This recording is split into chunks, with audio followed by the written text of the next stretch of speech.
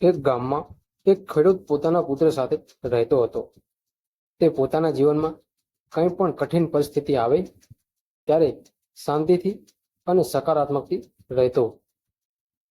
તે હંમેશા એક જ વાત કહેતો, જેમ થાય છે તેમ સારું જ થાય છે. ઈશ્વર પર વિશ્વાસ રાખવો. એના ઘરે એક ઘોડો પણ હતો, જેને તે ખૂબ જ પ્રેમ કરતો હતો. એ ઘોડાને તે પોતાના પરિવારજનો સમાન માનતો. એક દિવસ એ ઘોડો ગાયબ થઈ ગયો. ખેડૂતે આખું ગામ ખંખેરી નાખ્યું, પણ ઘોડો ક્યાંય મળ્યો નહીં. ગામના બધા લોકો ખેડૂત પાસે આવ્યા અને દુઃખ વ્યક્ત કર્યું કે તમારો ઘોડો ખોવાઈ ગયો. આ તો બહુ ખરાબ થયું. તમે તો બહુ દુર્ભાગી છો. ત્યારે ખેડૂતે શાંતિથી જવાબ આપ્યો, ઘોડો ખોવાયો છે એ સાચું છે, પણ જે થાય છે તે સારું જ થાય છે. મને ઈશ્વર પર પૂરો વિશ્વાસ છે. કેટલાક મહિનાઓ બાદ એ ઘોડો પાછો આવી ગયો અને તે પણ તેના સાથે ઘણા અન્ય ઘોડાઓ લઈને આવ્યો હતો. હવે ખેડૂત પાસે અનેક ઘોડાઓ થઈ ગયા.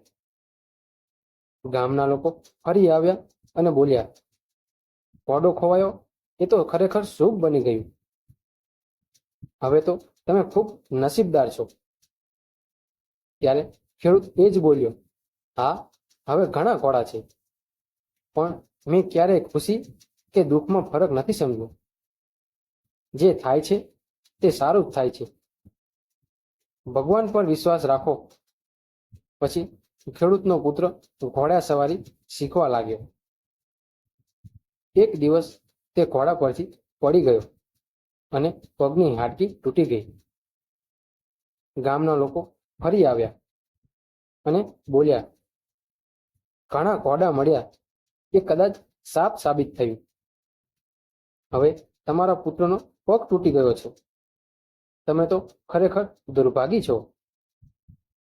ખેડૂત ફરી શાંતિથી બોલ્યો, પગ તૂટી ગયો એ દુઃખ છે, પણ જે થાય છે તે સારું જ થાય છે.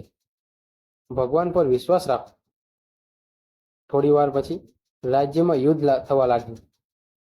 રાજાએ બધા યુવાન છોકરાઓને ફરજ માટે સૈન્યમાં ભરતી કર્યા, પણ ખેડૂતનો પુત્ર પગ તૂટી ગયેલો હોવાથી બચી ગયો.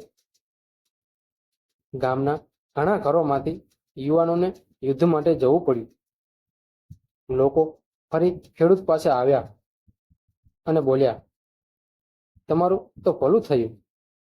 તમારો પુત્ર બચી ગયો, પણ અમારી પાસે એવી કોઈ આશા નથી કે અમારા પુત્રો પાછા ફરશે. ખેડૂતે કહ્યું, તમારા જેવા કેટલાય લોકો મેં જોયા છે, જે દરેક પરિસ્થિતિમાં ગભરાઈ જાય છે. હું શાંતિથી કેમ જીવું છું એનું કારણ બે વાતોમાં છે.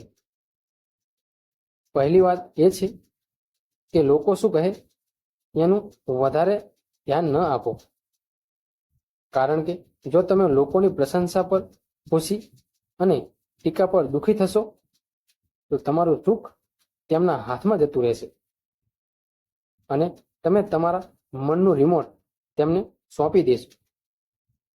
બીજી વાત એ છે કે ક્યારેય કોઈ ઘટના પર તરત જ નિર્ણય ના લો કે એ સારી છે કે ખરાબ.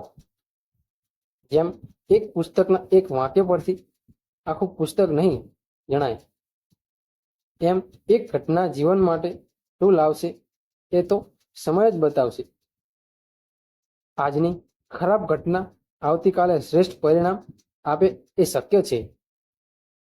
જેમ કે આ કથામાં આપણે જોયું, ઘટનાઓ આપણા હાથમાં નથી, પણ આપણા હાથમાં વિચારો અને કર્મો આપણા હાથમાં છે. તેથી સકારાત્મક વિચારો, સારા કર્મ કરો અને જીવતા રહો વિશ્વાસ સાથે, કારણ કે જે થાય છે તે સારું જ થાય છે. આવી જ વધુ પ્રેરણાદાયક વાર્તાઓ માટે વાર્તાલોક ચેનલને સબસ્ક્રાઈબ અને વિડીયોને લાઈક અને શેર કરવાનું ભૂલશો નહીં. તમારું શેર કોઈનું જીવન બદલી શકે છે.